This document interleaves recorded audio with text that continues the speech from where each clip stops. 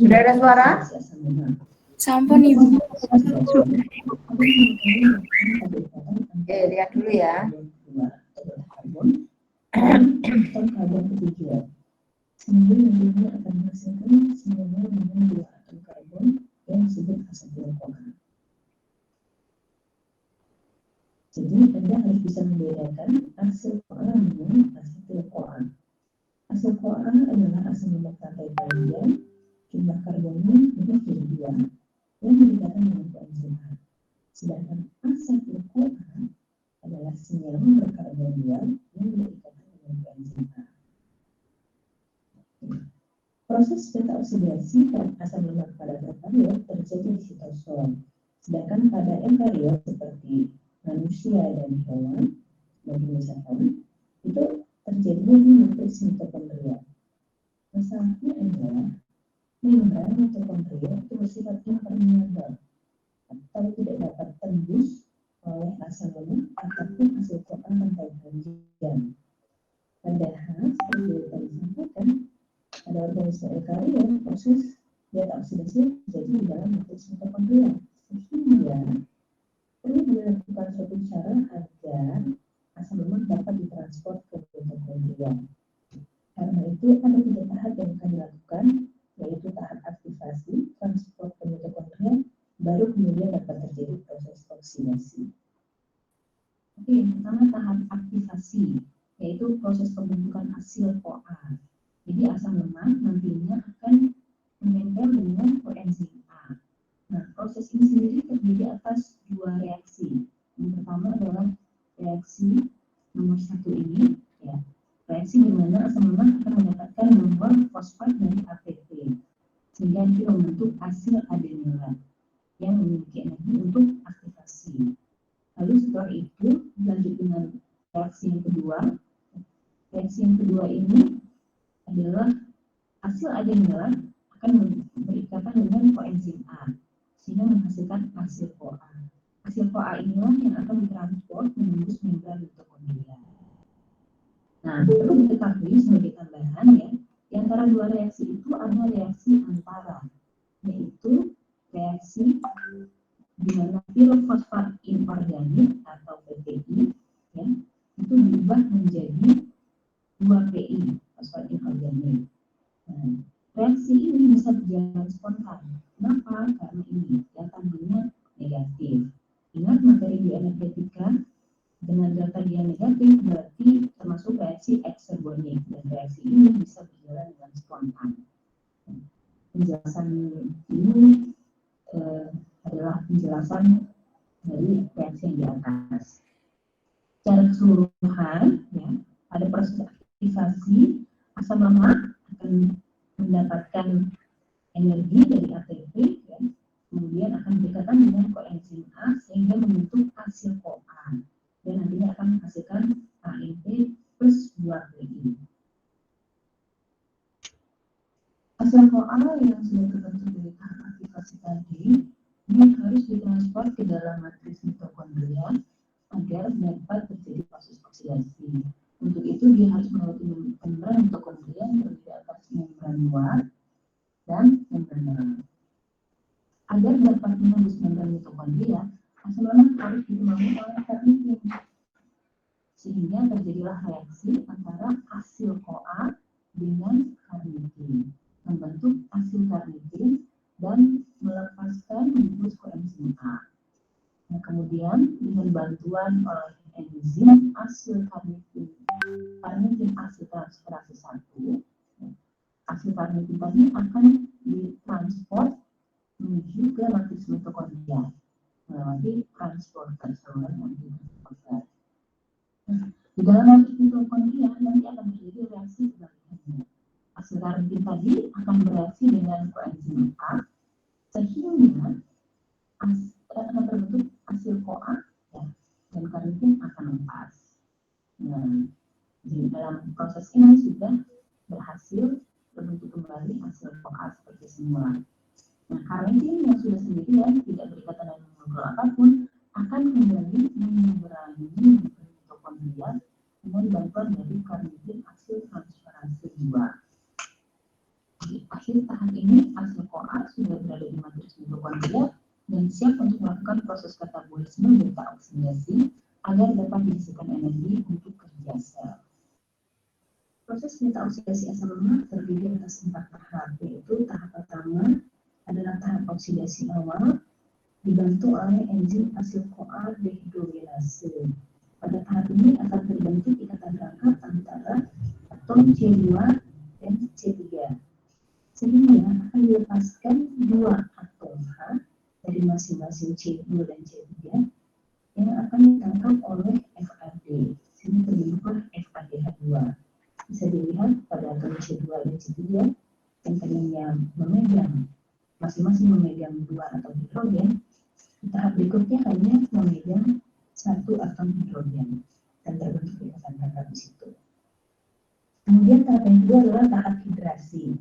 Tahap hidrasi ini dibantu oleh enzim enol-CoA hidratase yang mendapat menghidrasi ikatan rangka trans. Di tahap ini dibutuhkan molekul air atau H2O. H2O nantinya akan berikatan dengan C3 untuk gugus OH-nya dan C2 satu atom hidrogen akan menempel. Sehingga nantinya ikatan rangka akan terbuka antara C2 dan C3. Kemudian tahap yang ketiga adalah tahap oksidasi. Tahap oksidasi ini dibantu oleh enzim hidroksiasil CoA dehidrogenase. Tujuannya adalah melepaskan 2 atom H yang ada pada C3. Sehingga nantinya pada C3 hanya akan mengikat oksigen dengan ikatan rangka. Atom H ini nantinya akan berikatan dengan NAD+ sehingga terbentuklah NADH. Dan yang terakhir adalah tahap tiolisis dibantu oleh enzim tiolase. Pada tahap ini terjadi pemotongan antara C2 dengan C3, sehingga akan dihasilkanlah 1 bungkus asetil CoA yang keluar karbon dan asil CoA atau asam lemak yang berkaitan dengan koenzim A yang jumlah atom karbonnya sudah berkurang sebanyak 2. Untuk bagian yang selanjutnya, dan ini adalah ringkasan mengenai tahap oksidasi dengan menggunakan asil sintetase untuk menghasilkan asil CoA. Kemudian dilanjut dengan tahap transport ke mitokondria dengan bantuan oleh karnitine.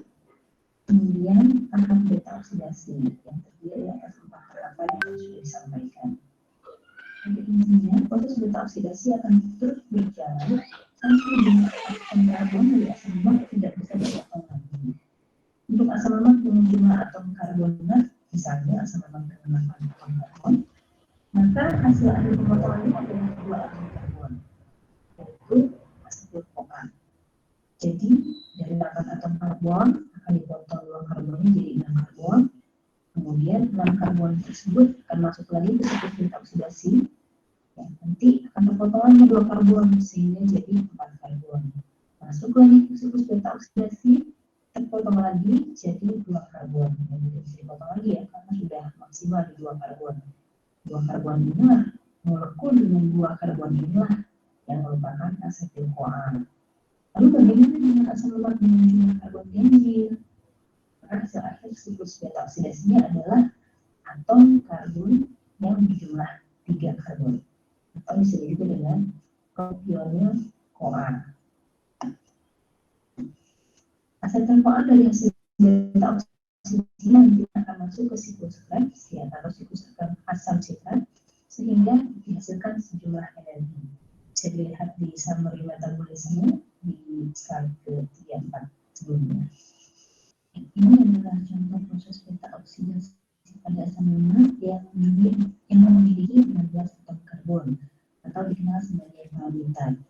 Setelah palmitat diaktifasi menjadi palmitat CoA yang ditransport ke dalam matriks mitokondria, maka akan terjadi proses beta oksidasi melalui 4 tahapan sehingga dihasilkan FADH2 yang terlihat asetil CoA dan atom karbonnya terpotong menjadi 14 atom C.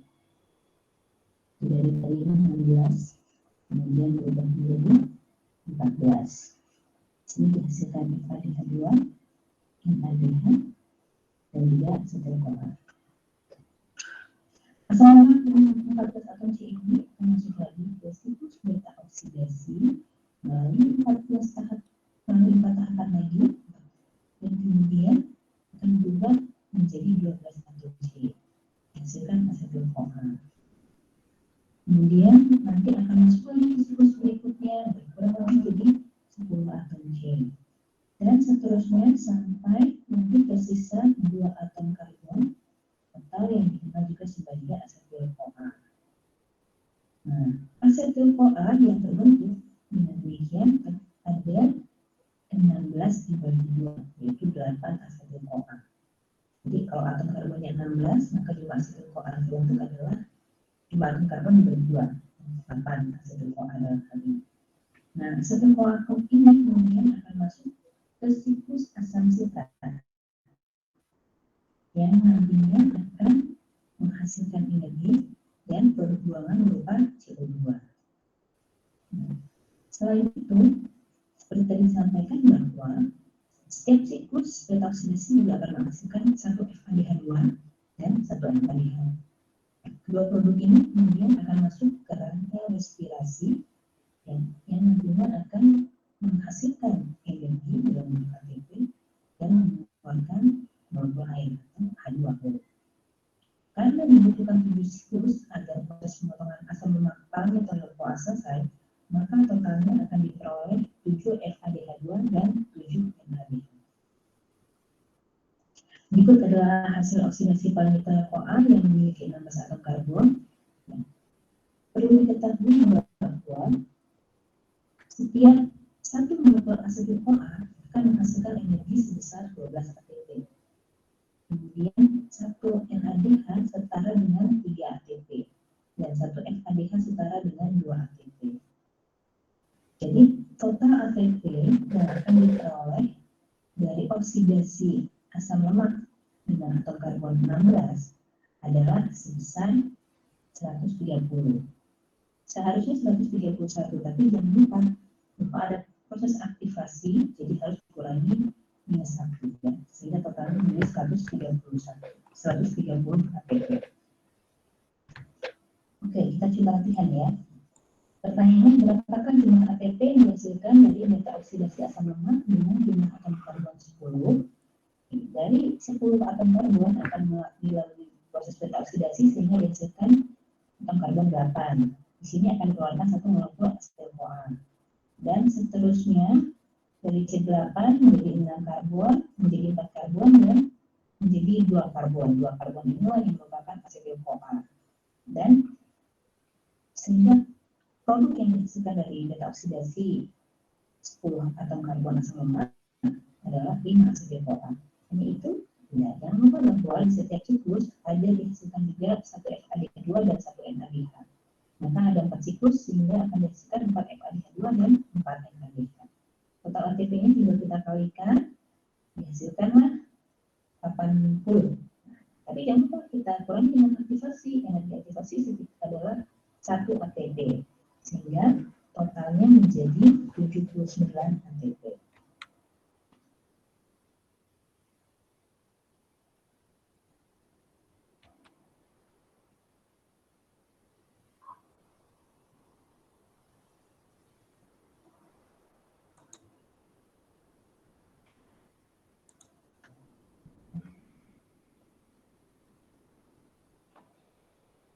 Oke ya, sudah masuk semua? Sudah Bu, dari tadi.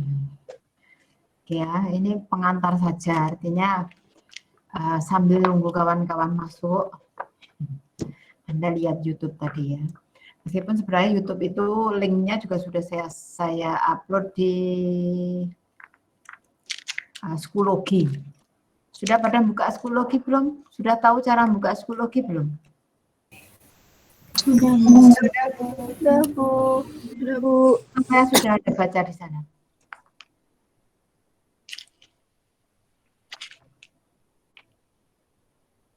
Nah, Buka saja ya berarti ya. Belum ada yang dibaca ya. Nggak sempat Sudah Bu. Bu. Apa Rafika? Sebagian yang di PPT, Bu. Oke, yang mana yang sudah dibaca oleh Rafika? Yang bagian metabolisme lemak, Bu.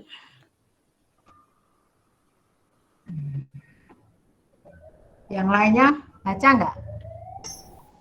Baca Baca, Bu. Jelas aja di bagian lemak.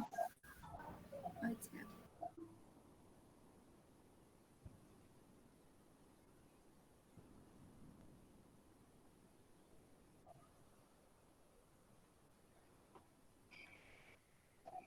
Oke, kalau melihat video YouTube tadi, menurut Anda, apakah misalnya kayak saya ini ya, saya kan lemaknya berlebih gitu ya. Kalau saya pengen bakar lemak, cukup nggak kalau misalnya saya minum apa namanya, minum jus lemon gitu? Tidak cukup. Nggak cukup. Kenapa? Kira-kira kalau pengen kurus, berarti apa yang harus dilakukan? Olahraga secara teratur, Bu. Melakukan aktivitas fisik, Bu. Iya, Bu. Oke. Irviana, kenapa olahraga secara teratur? Apa yang terjadi pada saat olahraga? Karena menurut saya saat olahraga itu terjadi metabolisme dalam tubuh ya, Bu. Jadi terjadi aktivitas dalam tubuh yang membuat lemak itu diproses, dihilangkan, nggak dihilangkan sih, dikurangi. Dikurangi kemana? Oke, dia Retno Palupi, menurut dia bagaimana? Yang tentang olahraga itu, Bu. Yang tentang olahraga. Dengan olahraga lemak dari tubuh, beberapa ikut terbakar gitu, Bu. Terbakar itu berarti perlu api apa perlu apa? Ibu. Kan api, Bu. Ya, dengan olahraga yang kita lakukan. Gimana, Di?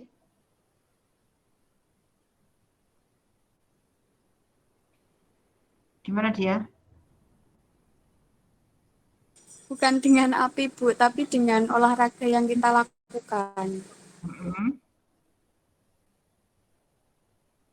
Maksudnya terbakar itu bagaimana?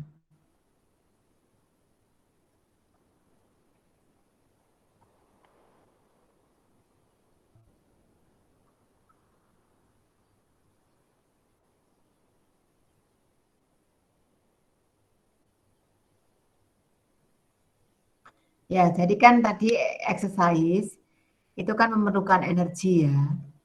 Nah, energi itu tadi diambilnya dari lemak tadi ya. Jadi tadi kan prosesnya panjang ya.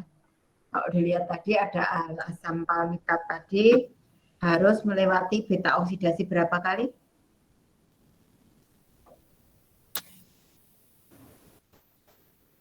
Berapa, Rat? Harum? 4 kalau nggak salah. Kalau palmitat tadi kan ada 16C.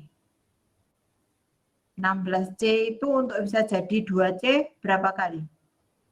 Tadi kan terakhir itu tinggal 2C-nya 2. Untuk bisa dikatakan tadi sebagai asetil-CoA itu kan C-nya hanya 2 saja.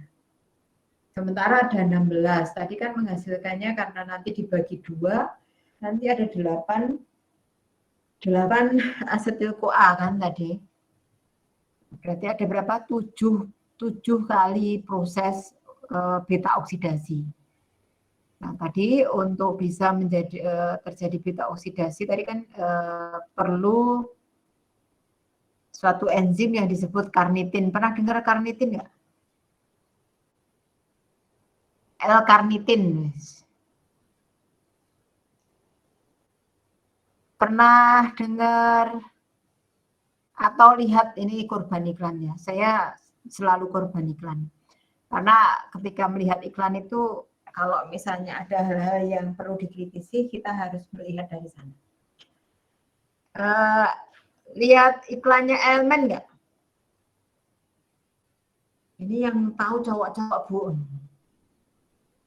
Karena yang pengen mengemetekol cowok-cowok. Iya, Bu, pernah lihat. Oke, Noval. Apa yang dilihat dari Elmen?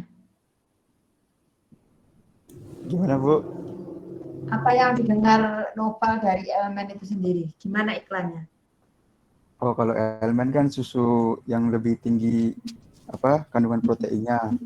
Dan protein itu dibutuhkan untuk pembentukan otot, Bu. Jadi kalau mau untuk otot biar lebih cepat, pakai susu yang kandungan proteinnya lebih banyak, contohnya elemen. Nah, di situ ada peran L-karnitin ya, Pak ya? Kurang tahu, Bu. yang dilihat mungkin tidak begitu ini ya, pokoknya kandungannya apa gitu ya, sekali-sekali nanti suatu saat Anda harus melihat ya, ketika makan sesuatu itu cek kandungannya. Seperti kalau kemarin kita bicara tentang karbohidrat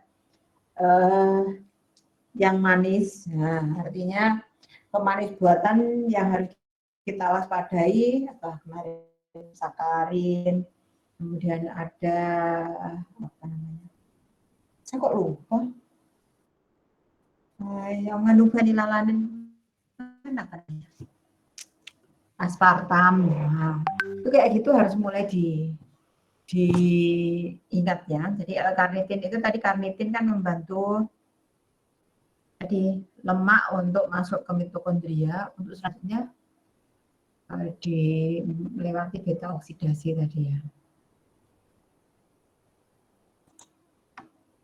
Oke, berarti sudah buka PPT. Mana PPT-nya?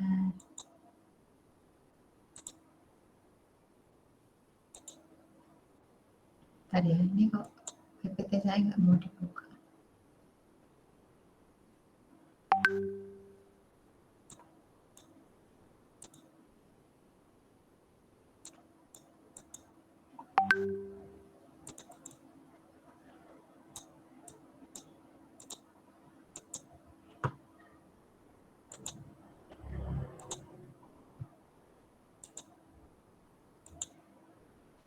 Oke, ini lemak ya. Tadi sebenarnya Anda sudah lihat beta oksidasi itu yang metabolisme lemak ya tadi. Tapi ini adalah gambaran lemak secara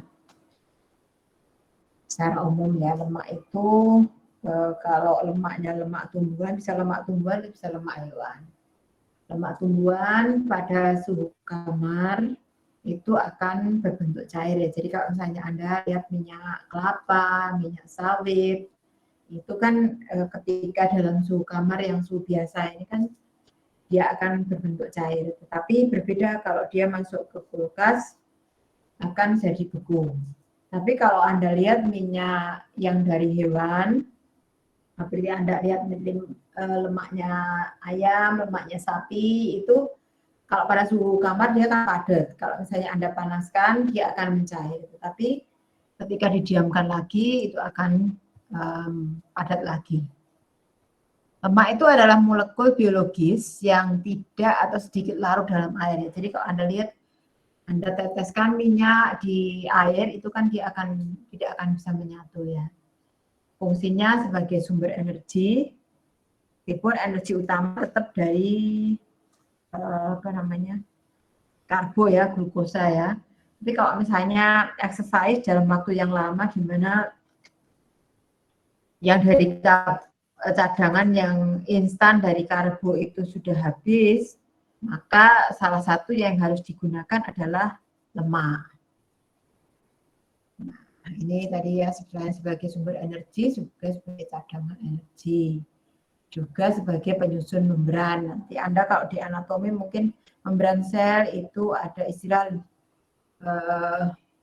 hidrofilik dan hidrofobik ya. Jadi memang dari glikolipid, ya itu nanti memang satu sisi dia mau menyerap air, di sisi yang lain dia tidak atau takut air.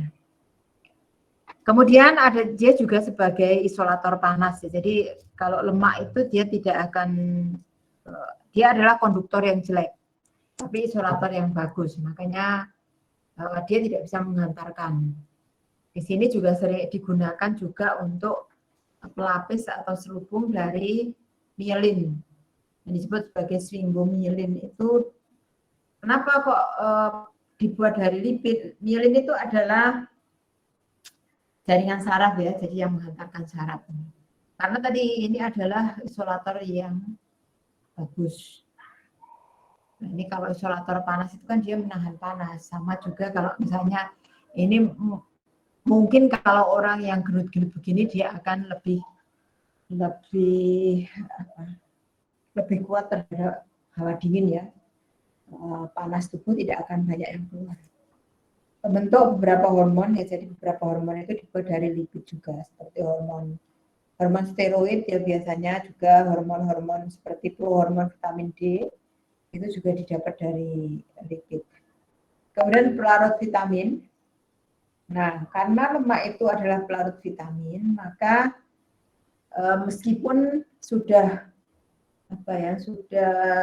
overweight atau obes, itu tetap perlu, tetapi memang harus membatasi, perlu asupan lemak ya. Jadi karena dia masih perlu melarutkan ini, termasuk juga karena ada asam lemak esensial yang tidak bisa diubah dari asam lemak yang ada di dalam tubuh, maka dia harus didatangkan dari luar tubuh. Kemudian ciri-ciri kelamin sekunder ya, jadi misalnya ada kayak mami itu kan sebenarnya di situ ada bantalan lemaknya. Dan juga hormon-hormonnya. Pelindung organ, jadi beberapa organ yang memang diselubungi oleh lipid ini ya. Jenis-jenis lipid ini ada asam lemak, gliserid, dan juga lipid kompleks. Tadi yang saya katakan tadi sphingolipid ini. Kemudian yang ini ada gliserid ini yang sebagai sumber energi ini. Kalau yang ini lipoprotein ini adalah protein pengemban lipid atau nanti yang menghantarkan atau transport aktif dari lipid itu dibawa oleh protein. Karena kalau lipid saja dilepas, dia tidak akan bisa larut ke darah, sementara darah itu kan dari air. Dan glikolipid tadi yang kaitannya sama membran. Asam lemak, ini lipid yang paling sederhana. Ini jumlahnya rantai karbon itu tergantung berapa jumlah C-nya ya. Ada C12 sampai C24. Asam lemak bebas atau free fatty acid itu ada di dalam plasma darah dan terikat dengan albumin. Perbedaan antara asam lemak itu nanti dibedakan menurut panjang rantainya. Derajat ketidakjenuhan, nanti ada asam lemak jenuh, asam lemak tak jenuh, dan juga posisi ikatan rangkapnya di mana. Jadi yang jenuh tidak punya ikatan rangkap, tapi kalau yang tidak jenuh punya ikatan rangkap. Jadi mungkin kalau di dalam tubuh itu nanti ada kelebihan atau ada radikal bebas, itu dia bisa menangkap atom yang tidak punya pasangan tadi. Jadi prinsip radikal bebas itu nanti kalau tidak segera dinetralisir, bisa jadi dia nanti akan menggandeng, misalnya saya tidak punya pasangan, gandeng pasangannya Bu A gitu lah. Bu A karena pasangannya saya ambil, Bu A jadi nggak punya pasangan, nanti Bu A-nya ngambil pasangannya Bu B. Ada seterusnya itu. Makanya kalau ketika kita exercise atau kita sakit perlu antioksidan, itu antioksidannya tidak hanya tunggal ya, biasanya beberapa macam, ada vitamin C, vitamin E, itu berbarengan untuk menghindari reaksi berantai tadi. Nah, asam lemak itu bisa dibagi menjadi dua dari tingkat kejenuhan dan juga kemampuan mensintesisnya ya. Jadi ini di sini ada saturated dan unsaturated. Mungkin pernah dengar ada istilah PUFA ini. PUFA itu adalah polyunsaturated fatty acid ini adalah asam lemak tak jenuh ganda. Dan yang ini adalah MUFA ya, monounsaturated fatty acid. Dan kalau dilihat dari sintesisnya, non esensial itu berarti tubuh kita bisa memproduksi. Memproduksi itu dalam makna dia bisa diubah dari asam lemak yang lain ke asam lemak yang baru, bisa jadi seperti itu. Kalau yang esensial ini tubuh tidak bisa membuat, jadi harus didatangkan dari luar. Dan yang gliserid ini ester antara 3 asam lemak dengan gliserol. Jadi ada asam lemak ini. Kemudian bergabung dengan gliserol. Fungsinya sebagai simpanan energi. Dan fosfolipid ini adalah lipid yang mengandung gugus fosfat. Ini juga sebagai penyusun membran sel. FFA atau asam lemak bebas itu tadi kan digunakan sebagai sumber energi ya. Nanti disimpan dalam bentuk simpanan lemak atau trigliserid dan dihidrolisis menjadi asam lemak atau gliserol oleh enzim lipase kalau dibutuhkan. Asam lemak berdifusi masuk aliran darah sebagai asam lemak bebas dari fatty acid tadi dan bergabung dengan albumin atau protein plasma. Nah, FFA dalam plasma dibawa ke mitokondria dengan carrier karnitin ya. Tadi yang bawa kan karnitin toh yang Anda lihat tadi. FFA dalam sel dipecah menjadi asetil koenzim A dengan beta oksidasi. Ya, tadi kita sudah melihat beta oksidasi. Asetil koenzim A hasil beta oksidasi ini nanti akan masuk siklus Krebs untuk diubah menjadi H2O dan CO2. Ini transport lipid yang mungkin pernah dengar ada istilah lipoprotein itu.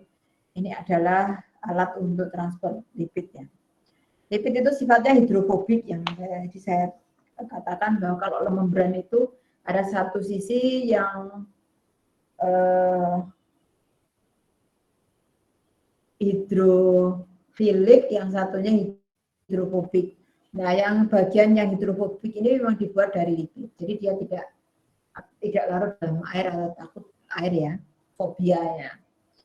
Alat transport lipid dalam darah itu disebut sebagai lipoprotein. Ini akan memungkinkan dapat larut dalam air. Strukturnya terdiri dari ini lemak nonpolar, lemak agak polar, lemak polar, dan juga protein. Ini struktur lipoproteinnya. Jadi ada apolipoprotein, ada fosfolipid, ada trigliserid, dan kolesterol ester. Nah, ini adalah macam-macam lipoprotein.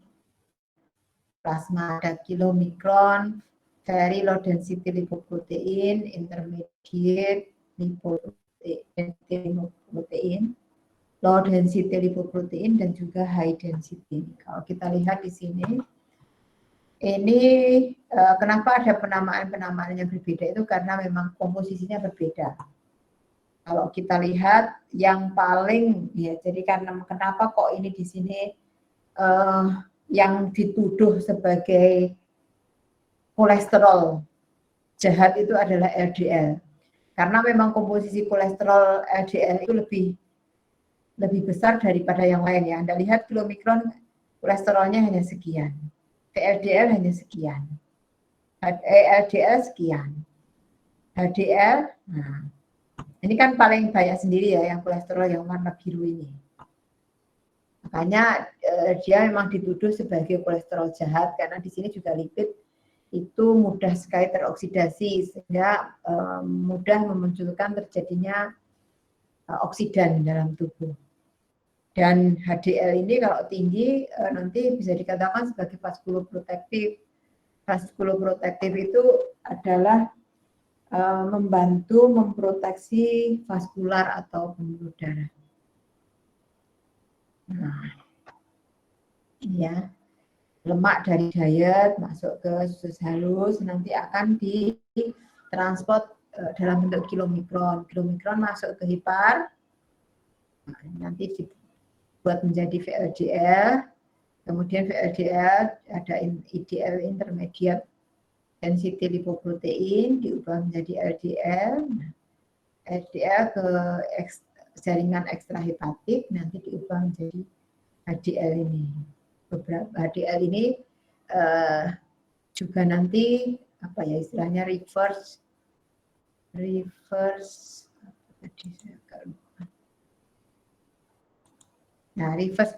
kolesterol transport ini ya. Jadi mengangkut kelebihan kolesterol dari jaringan perifer ke hati untuk kemudian diekskresi.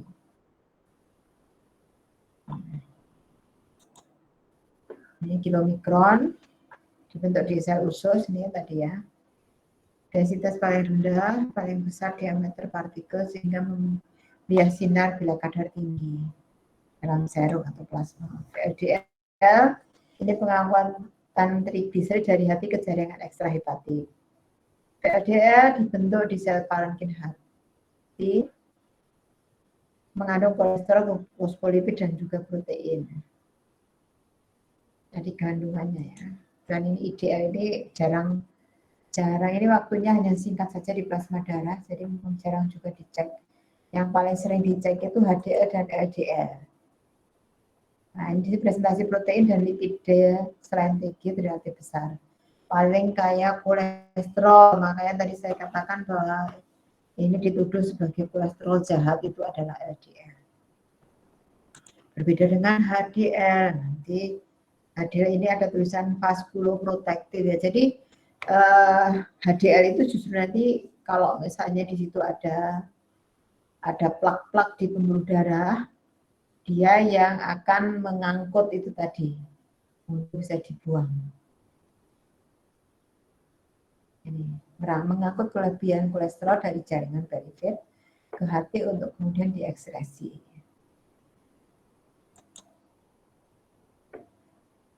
Nah ini kalau dari dilihat tadi ya. Kalau dari untuk energi ya, ini kan dari diet, lipid, karbohidrat, protein. Nah, nanti lipid jadi asam lemak ini, kemudian dia nanti masuk ke beta oksidasi, menghasilkan asetil-CoA masuk sikloskret.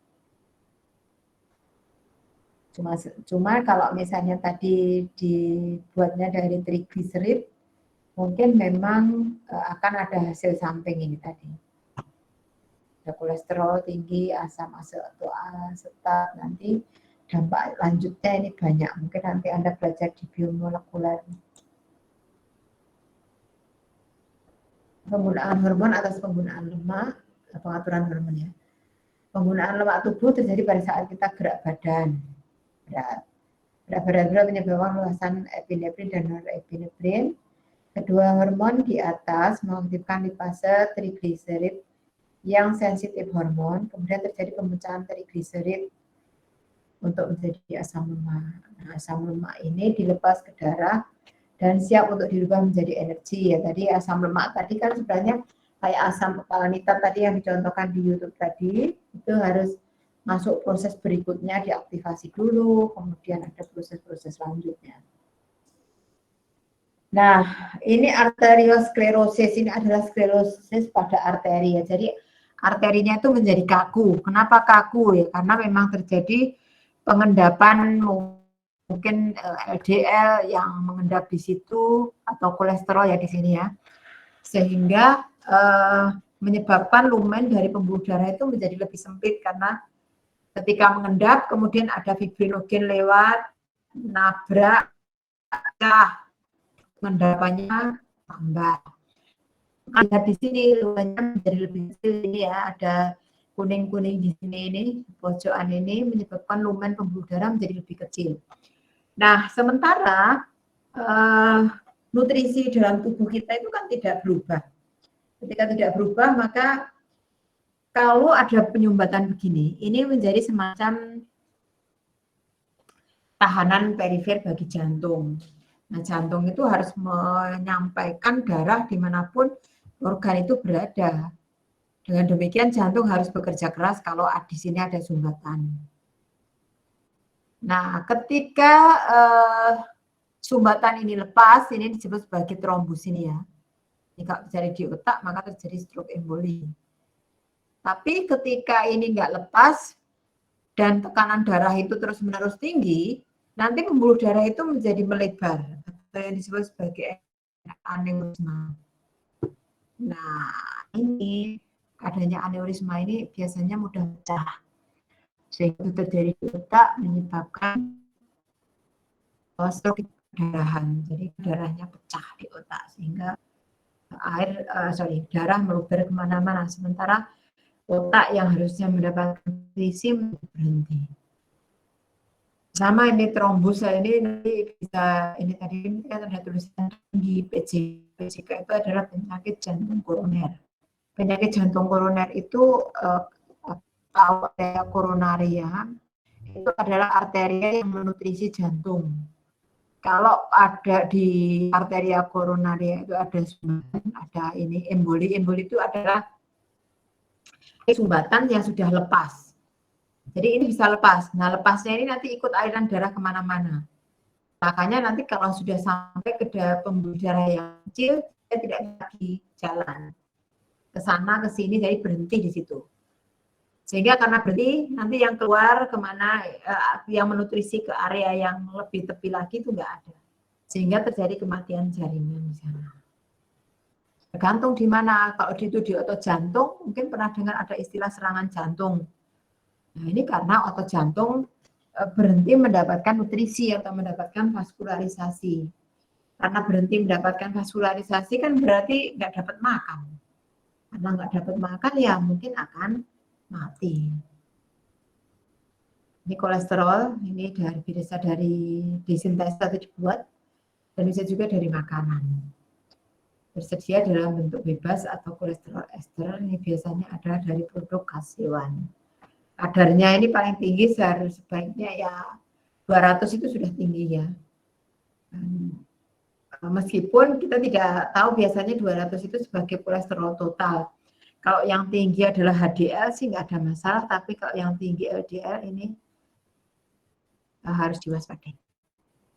Kolesterol bisa digunakan penyusun membran untuk hormon steroid dan juga asam empedu, dan juga penyusun lipoprotein. Ini adanya di kulit telur, otak, hati, usus, daging. Nah, ini asetil-CoA disintesis disintesis menjadi kolesterol. Kemudian dia diangkut oleh lipoprotein, oleh protein ini dibawa ke hepar, nanti diekskresi ke empedu, di empedu ini dibuat asam empedu juga. Konversi kalau di sini, kalau di yang ini diekskresi dari empedu. Sintesis kolesterol itu ada di sitosol, bahan bakunya adalah asetil-CoA. Pada semua sel, terutama hati, usus, dan juga hormon yang memproduksi steroid. Nah, di hati, kolesterol itu digunakan sebagai bahan penyusun membran sel hati. Juga menyusun VLDL. Dan disimpan juga di hepar ini. Ekskresi kolesterol, tubuh tidak bisa memecah inti steroid dan mengubahnya menjadi CO2 dan H2O. Diekskresi dalam bentuk utuh ke duodenum atau dikonversi menjadi asam empedu. Nah, ada kalanya nanti kalau misalnya kolesterol berlebihan di empedu itu bisa terjadi supersaturasi ini atau nanti jadinya batu empedu.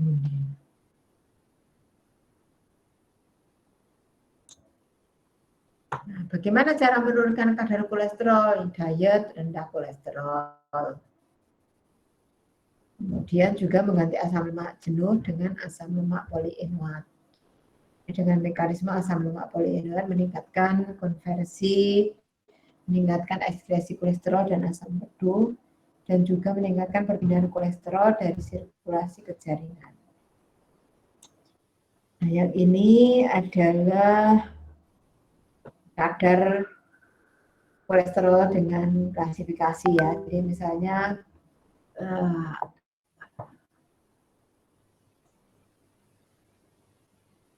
kita lihat ini ya.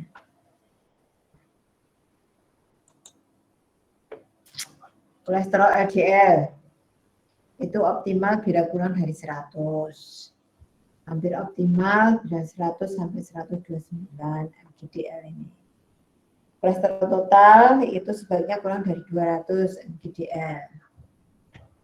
Kemudian HDL itu ya ini sebaiknya HDL itu tinggi ya. Kemudian trigliserid ini. Dan ini adalah bahan makanan yang mengandung kolesterol. Jumlahnya ini per 10 gram itu dia mengandung sekian gram, miligram.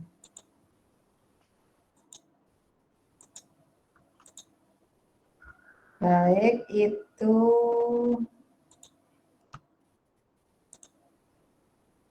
yang bisa saya sampaikan. Kalau buka psikologi itu tidak hanya sekedar buka, nanti kalau misalnya ada hal-hal yang perlu didiskusikan, tolong dicatat, kemudian boleh bertanya lewat WA atau pas pertemuan sinkron seperti ini.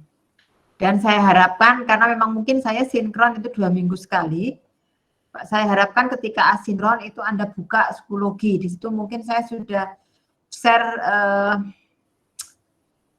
record dari record dari materi. Artinya record itu saya mungkin sudah melakukan Google Meet sendiri atau mungkin Meet-nya kelas lain, itu silakan dibuka. Oke, sampai di sini ada yang ingin didiskusikan?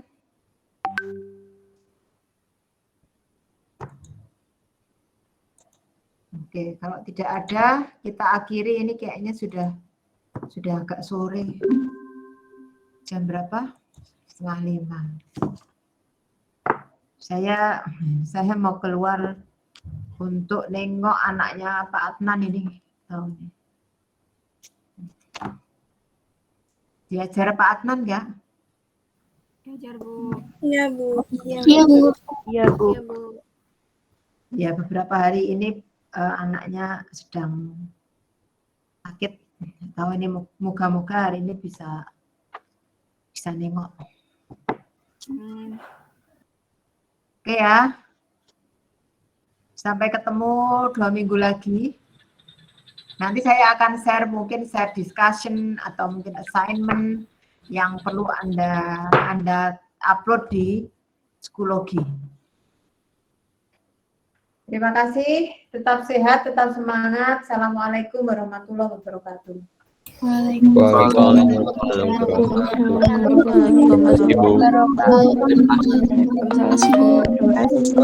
wabarakatuh. Terima kasih ya, Bu.